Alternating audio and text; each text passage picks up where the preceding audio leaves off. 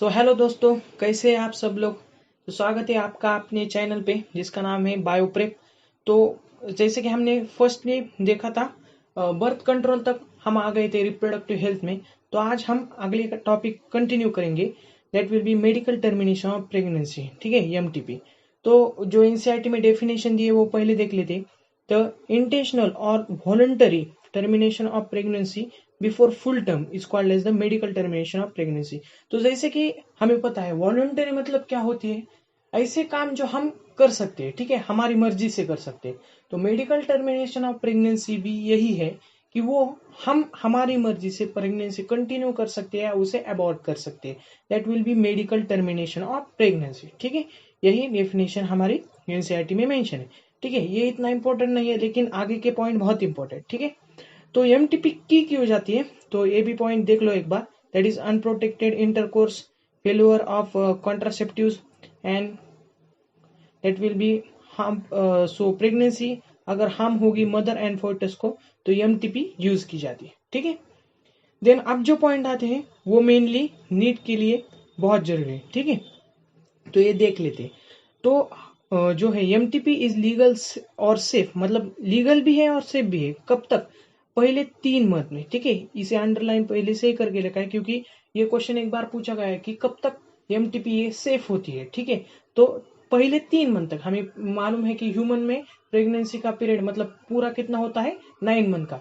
उसमें से पहले जो 3 मंथ है उसमें अगर आपने एमटीपी की तो लीगल भी है और मदर एंड फोर्टस के लिए सेफ भी है। ठीक है, या हम 3 मंथ को ही क्या बोलते हैं, एक ट्राइमेस्टर। 3 मंथ का एक ट्राइमेस्टर होता है। दैट विल बी उस दरमियान अगर आपने एमटीपी की तो गवर्नमेंट ने भी उसे परमिशन दी गई है और वो सेफ भी होती है। ठीक है, देन हर साल पूरे वर्ल्ड में कितनी एमटीपी की जाती है, तो दैट विल बी 45 to 50। ये आंकड़ा तो इम्पोर्टेंट है लेकिन उससे भी important that will B million. ठीक है, क्योंकि एक बार विच ऑफ द फॉलोइंग्स मतलब कितने करेक्ट है ऐसा पूछा था और उसने बिलियन दिया था। तो उतनी हमारे पूरे वर्ल्ड की आपने देखा था पिछले लेक्चर में, दैट विल बी पॉपुलेशन ही नहीं है। ठीक है ना, तो इसलिए 45 to 50 मिलियन। ठीक, यहाँ तक हो गया। अब आगे बढ़ते हैं थोड़ा सा। तो ये कितनी होती है, तो ये होती है दैट विल बी टोटल इसके 1/5। ओके, यहाँ तक पूरा कट कर लेता हूँ। तो ये होती है पूरे इसके 1/5। ठीक है, 1/5।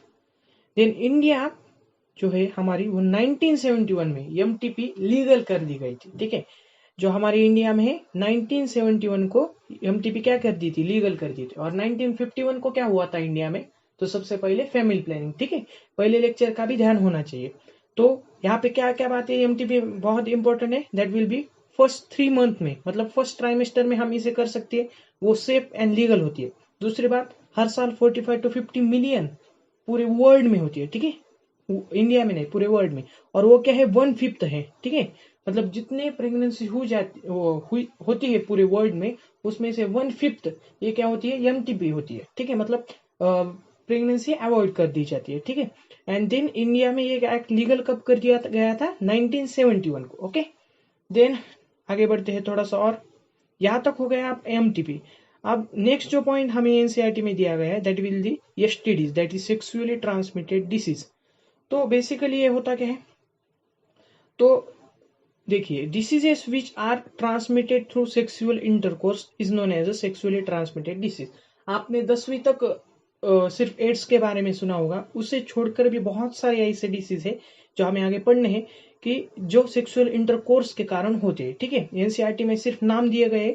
और अगर आपने देखा कि नीट का 2017 का अगर आपने पेपर खोल के देखा तो उसमें जो उनके पैथोजेंस है उनकी आपको पेयर लगाने के लिए क्वेश्चन आया था। ठीक है, तो हम इसमें उनके पैथोजन एंड पैथोजन के नेम पूरे देख लेंगे। ठीक है, इसे मतलब हमें पता है कि सिर्फ एसटीडी हमें पता है नाम, तो एनसीईआरटी में और 2 नाम दिए गए, that is venereal disease, that is VD and reproductive tract infection. ठीक है, अगर इस नाम से क्वेश्चन पूछा गया तो आपको कंफ्यूज नहीं होना चाहिए, तीनों भी नाम आपको ध्यान में होने चाहिए, STD, VD and RTI, that is reproductive tract infection. ठीक है, अब जाते हैं हम डिसीज में। ठीक है, पूरे डिसीज एक बार चार्ट में मैंने ले लिए तो पूरा चार्ट देख लेते हैं जिससे आपको क्लियर हो।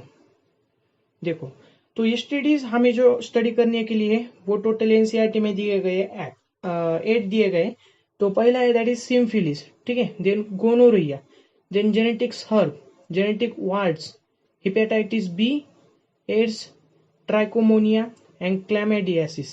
तो इसमें हमें ये दो बेसिकली मालूम होते हैं, ठीक है, हिपेटाइटिस बी एंड एड्स। तो ये बाकी के जो है 6 वो भी क्या है, एसटीडीज है, ठीक है। तो ऐसे मैंने पैथोजन भी बहुत अच्छे से, दैट विल बी पहले दो बैक्टीरियल, देन बाकी के यहाँ तक वायरल एंड बच्चे वाले 2 फंगल, ठीक है। तो ध्यान में कैसे रखना है, पहले 2 बैक्टीरियल एंड लास्ट के 2 वायरल, सॉरी लास्ट के 2 फंगल, बाकी के सब वायरल, ठीक है। यहाँ तक समझ में आ गया। अब एक बार पैथोजन देख लो, ठीक है। पैथोजन आपको सिर्फ सिम्फिलिस का याद करना होगा, बाकी के उनके नाम में ही मोस्ट ऑफ द पैथोजन है। तो देखो सिम्फिलिस का जो पैथोजन है वो ट्राइकोनेमा पैलिडियम, ठीक है, क्या है, ट्राइकोनेमा पैलिडियम। गोनोरिया का उसके नाम में ही है, दैट इज नेजेरिया गोनोरी, ठीक है। और ये जो है 2 इस पे मतलब नीट में एक्स्ट्रा क्वेश्चन भी पूछे गए जो हमें आगे देखना है, ठीक है। देन जेनेटिक हर्ब, इसके नाम में ही उसका पैथोजन है हर्ब सिंप्लेक्स वायरस, ठीक है। देन जेनेटिक वार्ड्स, उसके नाम मतलब ये नाम आपको जनरली आ जाता है, that is human papilloma virus, ठीक है। देन हिपेटाइटिस बी का वायरस भी आपको मालूम है, उसके नाम में ही है hepatitis B virus. Then AIDS का human immunodeficiency virus, HIV। Then trichomoniasis, that is trichomonas and vaginalis, ठीक है। ये 2 फंगल है, इसके नाम में एक है लेकिन वेजिनालिस भी याद कर लीजिए, ठीक है। एंड देन लास्ट का जो है उसके नाम में है क्लैमिडियासिस। तो आपको सिर्फ मेनली ध्यान कौन सा रखना है, सिम्फिलिस का जो बैक्टीरियल डिसीज है उसका ट्राइकोनेमा पैलिडियम, ठीक है, एक ही सिर्फ ध्यान में रखना है। और यहाँ पे फंगल का वेजिनालिस, ठीक। ये अगर आपने दोनों ध्यान में रखे और बाकी क्या अगर आपको डिसीज तो क्वेश्चन में ही दिए होंगे, तो बाकी के डिसीज से ही उसके क्या है पैथोजन के नाम, तो पेयर लगाने में आसान चीज लिखे, सिंप्लेक्स एंड ट्राइकोमोनियासिस का ध्यान में रखना है। अगर वेजिनालिस दे दिया तो आपको पता होना चाहिए, ठीक है।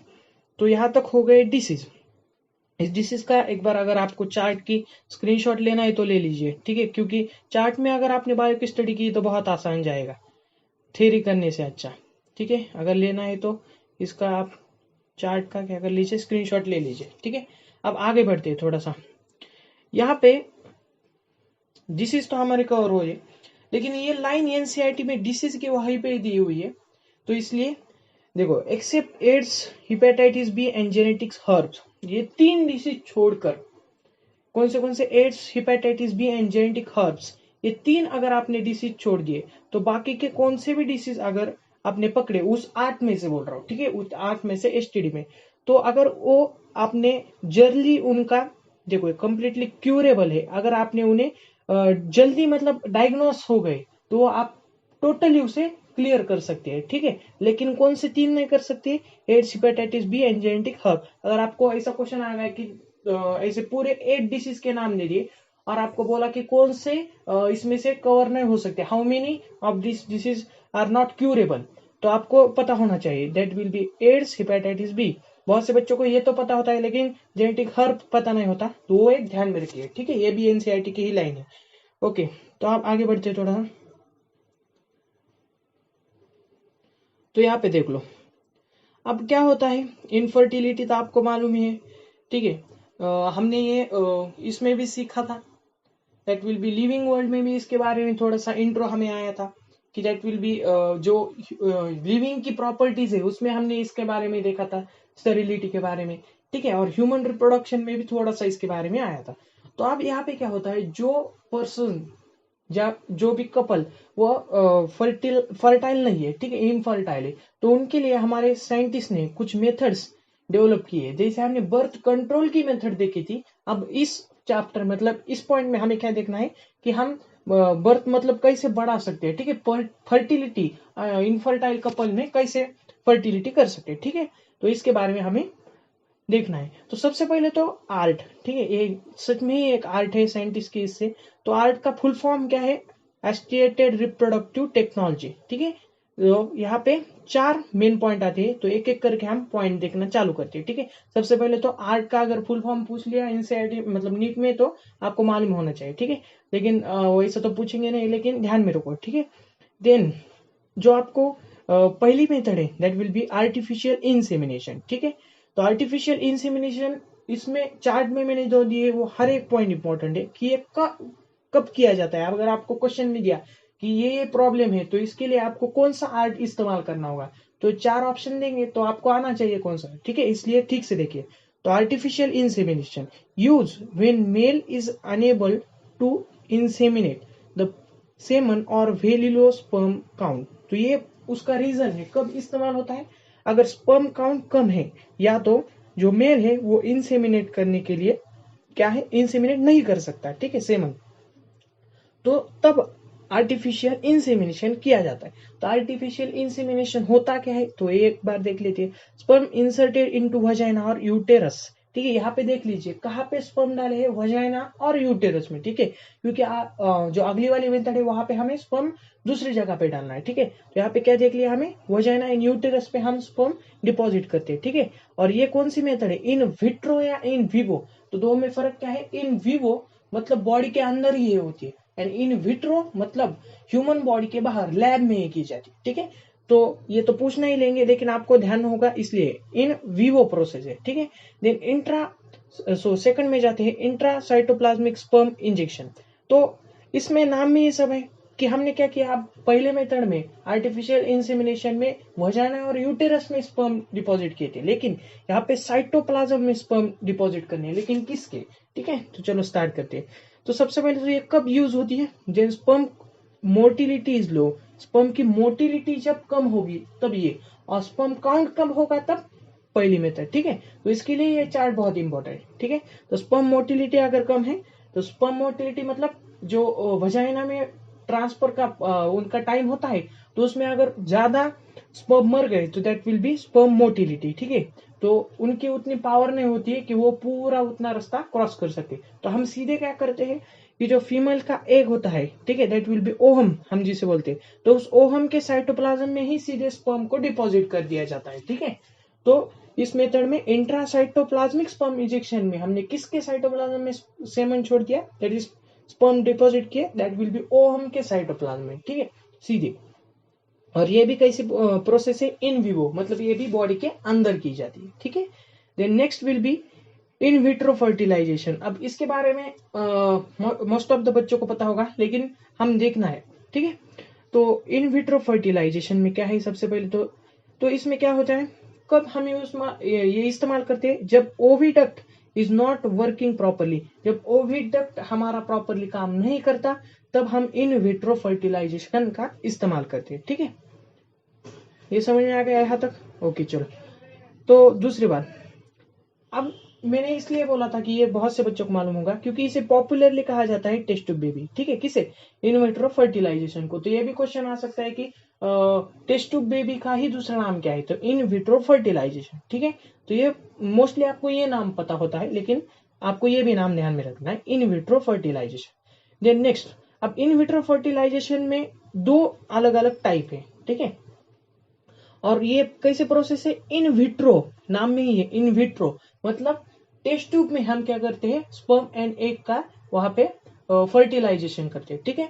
तो इसमें दो मेथड आती है, एक तो जिप्ट और दूसरी तो इंट्रा यूटेराइन ट्रांसफर। अब ये दोनों के बारे में ही पूछा जाता है, दो क्वेश्चन यहाँ पे बनते हैं। कौन सा, पहला तो देख लो, इसका फुल फॉर्म देख लो, जाइगोट इंट्रा फैलोपियन ट्रांसपोर्ट, ठीक है, ये क्वेश्चन बनता है, जाइगोट इंट्रा फैलोपियन ट्रांसपोर्ट, जिप्ट का फुल फॉर्म, ठीक है। दूसरा क्वेश्चन क्या बनता है यहाँ पे कि यहाँ पर 8 सेल्ड ब्लास्टोमियर जब होता है तब हम फैलोपियन ट्यूब में उसे ट्रांसफर करते हैं। तो यहाँ पे पहला क्वेश्चन क्या बना था कि जिप्ट का फुल फॉर्म। दूसरा क्वेश्चन बन सकता है कि हम जब जिप्ट करते हैं तब कितने सेल का हमारे पास ब्लास्टोमियर होता है, तो 8 सेल ब्लास्टोमियर, ठीक है। और तीसरी बात, उसके नाम अगर आपको अगर याद होगा तो आप ये आसानी से लिख सकते हैं, दैट विल बी जिप्ट, मतलब कहाँ पे आप दैट विल बी ट्रांसफर कर रहे हो 8 सेल ब्लास्टोमियर, तो फैलोपियन ट्यूब में, क्योंकि नाम में जाइगोट इंट्रा फैलोपियन ट्रांसपोर्ट, मतलब फैलोपियन ट्यूब में आप छोड़ रहे हैं, ठीक है। अगर 8 सेल से ज्यादा आपका ब्लास्टोमियर है, ठीक है, 8 सेल से ज्यादा ब्लास्टोमियर है, तब आप कहाँ पे छोड़ोगे उसे, तो 8 सेल से अगर आपका ज्यादा ये है तो उसके लिए दूसरी मेथड आप ही बताइए, ये भी एक इन विट्रो फर्टिलाइजेशन का ही पार्ट है, that is intra uterine transport, ठीक है, इंट्रा यूटेराइन ट्रांसपोर्ट। यहाँ पे IUF है और यहाँ पे IVF है, in vitro fertilisation and intra uterine transport, ठीक है, ये दोनों में कंफ्यूज मत होना। तो यहाँ पे क्या हो जाता है, अगर मोर देन 8 सेल्ड है, मोर देन 8 सेल्ड आपका ब्लास्टोमेर है, तो उस टाइम पे क्या किया जाता है, सीधे आपके जो यूटेरस है उस यूटेरस में आपका जो जाइगोट है या 8 सेल से ज्यादा जो ब्लास्टोमेर है वो ट्रांसपोर्ट किया जाता है, ठीक है। एंड अगर 8 सेल से कम है या 8 सेल तक है तब फैलोपियन ट्यूब में, ठीक है। ये दोनों बातें ध्यान में रखिए, और उसका फुल फॉर्म भी, और इसका सक्सेस रेट अगर पूछ लिया तो ध्यान में रखिए, that will B 10 to 15%। 10 to 15% ही इस प्रोसेस का क्या है, सक्सेसफुल रेट है, ओके। तो आप लास्ट के पॉइंट पे आते हैं, दैट इज गैमेट इंट्राफैलोपियन ट्रांसपोर्ट। अब इसके नाम में ही है, हमने यहाँ पे क्या किया था कि जो जाइगोट था उसे ट्रांसपोर्ट किया था, लेकिन ये जो लास्ट की मेथड है इसमें क्या हम कर रहे हैं कि जो गैमेट है हमारे, ठीक है, अब जाइगोट नहीं, अब गैमेट जो है वो गैमेट हम ट्रांसपोर्ट कर रहे हैं, ठीक है। तो गिफ्ट का भी, गिफ्ट एंड जिफ्ट दोनों एक नहीं है, ठीक है। गिफ्ट पूरी अलग मेथड है एंड जिफ्ट किस में आती है, इन विट्रो फर्टिलाइजेशन में, ठीक है। और इन दोनों का भी फुल फॉर्म आपको ध्यान में रखना है। और ये वाला भी ऐसा ही रहता है कि मतलब इन सो आर्टिफिशियल इंसेमिनेशन कभी भी नहीं देंगे, मोस्ट ऑफ टाइम एआई ही देंगे। तो हमें समझ में ही नहीं आता एआई है क्या, तो आर्टिफिशियल इंसेमिनेशन, ठीक है। तो आइए लास्ट के पॉइंट में, सो गैमेट इंट्राफैलोपियन ट्रांसपोर्ट गिफ्ट, तो इसमें कब यूज किया जाता है ये पहले हम देखते हैं। तो देख लीजिए, जब हमारे ओवरी, ठीक है, यहाँ पे क्या था, ओवी डक था, यहाँ पे क्या है, ओवरी। जब हमारी ओवरी प्रॉपुलरली काम नहीं करती है तो उस टाइम पे गैमेट इंट्राफैलोपियन ट्रांसपोर्ट यूज किया जाता है। तो आप इसे ध्यान में कैसे रख सकते हैं, अब गैमेट ट्रांसपोर्ट कर रहे हैं तो गैमेट कहाँ पे होता है, एक तो मेल में, मतलब मेल एंड फीमेल में, लेकिन फीमेल में क्या पे, ओवरी में होता है ना। तो ओवरी पॉपुलरली काम नहीं कर पाती, तो इसकी वजह से गैमेट इंट्राफैलोपियन ट्रांसफर, ठीक है। तो आप आसानी से ध्यान में रख सकते हैं। और यहाँ पे ओवरी आती है तो यहाँ पे ओविडक्ट, तो दोनों में आपको कंफ्यूज नहीं होगा, ठीक है। अब यहाँ पे होता क्या है, mainly gamete transfer into fallopian tube. कहाँ पे ट्रांसफर किए जाते हैं ये ध्यान में रखो, यूटेरस में क्या नहीं, फैलोपियन ट्यूब में ट्रांसफर किए जाते हैं, ओके। क्योंकि उनका जो जहाँ पे वो मिलते हैं in, so that will fallopian tube का ही वो पार्ट होता है, ठीक है। Next part that will be, इसका सक्सेस रेट देख लीजिए, तो इसका सक्सेस रेट क्या है, 30%, ठीक है। और ये प्रोसेस भी कैसी है, तो इन विट्रो है, मतलब ये भी आउटसाइड द बॉडी। तो दो मेथड क्या होगी, इन विवो, दो मेथड होगी इन विट्रो। इन विवो कौन सी, artificial insemination, and second will be intracytoplasmic sperm injection, ठीक है। और ये दोनों कैसी है, इन विट्रो, बॉडी के बाहर, ठीक है। तो इस सबके फुल फॉर्म ध्यान में रहने, और कब कब क्या क्या यूज किया जाता है, ओके। तो इसका भी अगर आपको स्क्रीनशॉट चाहिए तो ले लीजिए। आगे बढ़ते हैं फिर, ओके, इसे क्लियर कर लेता हूं। चलिए इसका स्क्रीनशॉट ले लीजिए एक बार, फिर आगे बढ़ते हैं हम। चलिए तो अगला पॉइंट देख लेते हैं हम।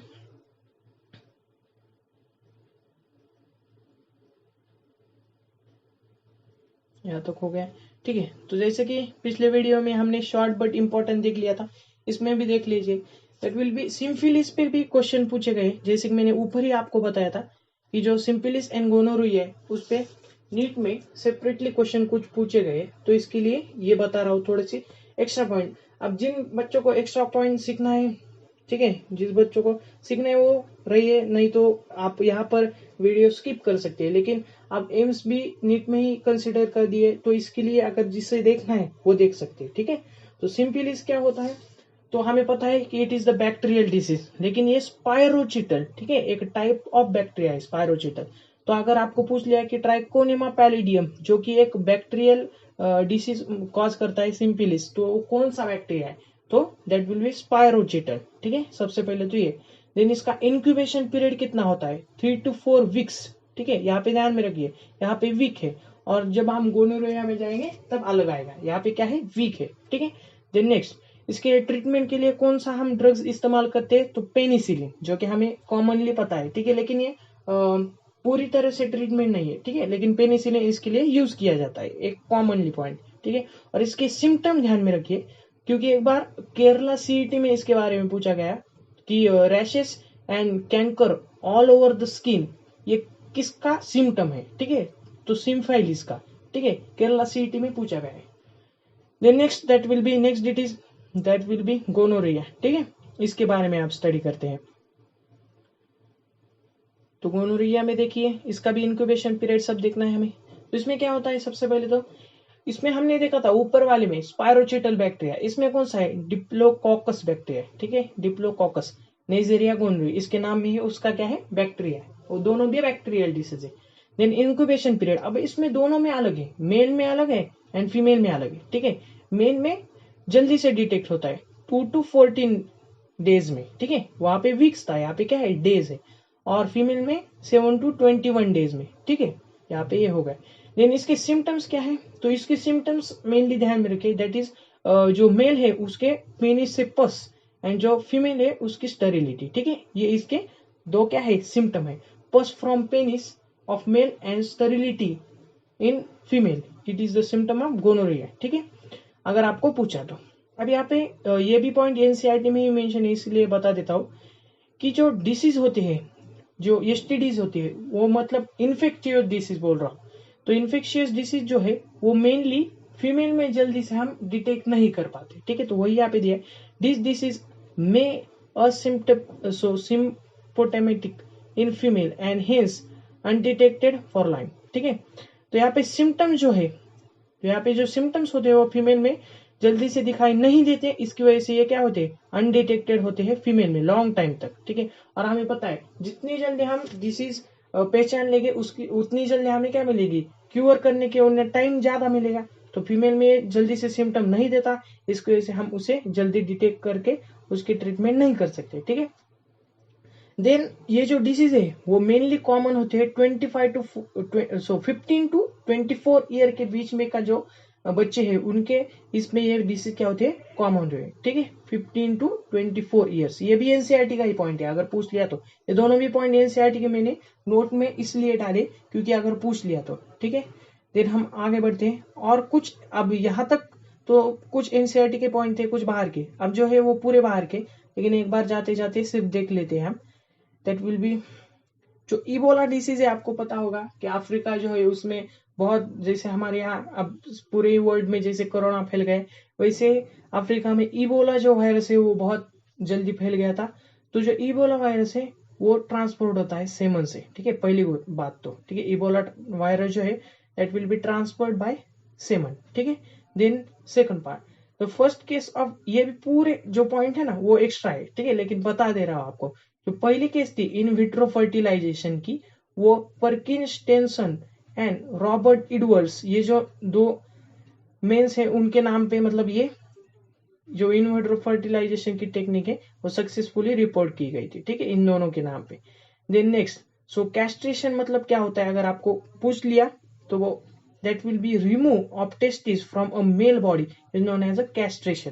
अगर आपको पूछ लिया तो इट विल बी क्या होता है, कैस्ट्रेशन में टेस्टिस रिमूव होती है, ठीक है, एक एक्स्ट्रा पॉइंट। एंड सहेली जो हमने पिछले लेक्चर में देखी थी ना, सहेली पिल्स, तो उसमें होता क्या है, तो यहाँ पे देखो प्रोजेस्टीन, ठीक है, हमने पिछले लेक्चर में देखा था प्रोजेस्ट्रोजेन, ठीक है, प्रोजेस्ट्रोजेन होता है दैट विल बी एक स्टेरॉइड है, लेकिन यहाँ पे प्रोजेस्टीन है, वहां पे GEN था, यहाँ पे TIN है, ठीक है, ये एक एक्स्ट्रा पॉइंट है। और सहेली के ही एक दूसरा पॉपुलर नाम है दैट इज सेंट क्रोमेन, ठीक है, सेंट क्रोमेन, ठीक है, अगर इस नाम से क्वेश्चन पूछा गया तो आपको आना चाहिए सेंट क्रोमेन, ठीक है। और ये जो प्रोजेस्टिन है वो non oestrogen and non steroid है, ठीक है, हमें वैसे ही पता ही है कि सहेली क्या है, नॉन स्टेरॉइडल ड्रग्स है, ठीक है, यहाँ तक हो गया। अब हाँ, यहाँ पे सिर्फ आपको दिखाने के लिए मैंने यहाँ पे लाए कुछ तस्वीरें, ठीक है, एक सिम्फिलिस की है पहली और दूसरी गोनोरिया की, ठीक है, तो उसे भी देख लीजिए एक बार। तो ये जो है यहाँ पे मैंने जैसे कि बताया था, पूरे जो हाथ है इस पे ऐसे धब्बे धब्बे पूरे अंग पे ऐसे हो जाता है, ठीक है, तो दैट विल बी सिम्फिलिस का। ये जो है मैंने तस्वीर आपको लाया है, अब अगर आपने गूगल पे भी डाल दिया तो आपको आसानी से तस्वीर मिल जाएगी, ठीक है।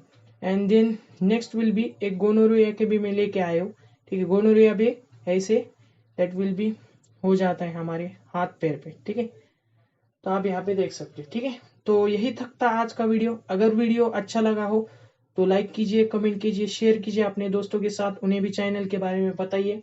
और अगला वीडियो अगर आपको किस चैप्टर पे चाहिए तो बताइए, नहीं तो फिर आई थिंक सो मैं लोकोमोशन एंड मूवमेंट स्टार्ट करने के बारे में सोच रहा हूँ। ठीक है, तो यहाँ तक हमारा वीडियो मतलब चैप्टर हमारा पूरा अब खत्म हो गया है। ठीक है, तो मिलते हैं